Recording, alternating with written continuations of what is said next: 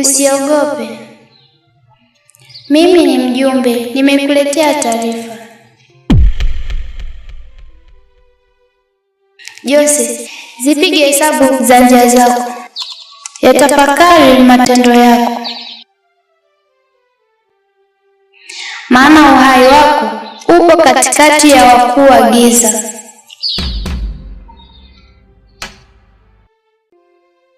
Kuwa mzima ni mpango wa Mungu unaoshinikizwa na watu wachache. Siku hao watu wakichoka kulitaja jina lako katika maombi, ndani ya siku moja tu uhai wako utanyakuliwa na wakuu wa giza.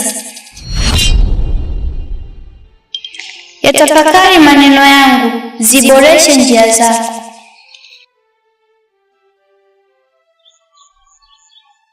Wakuu wa giza ni wakina nani?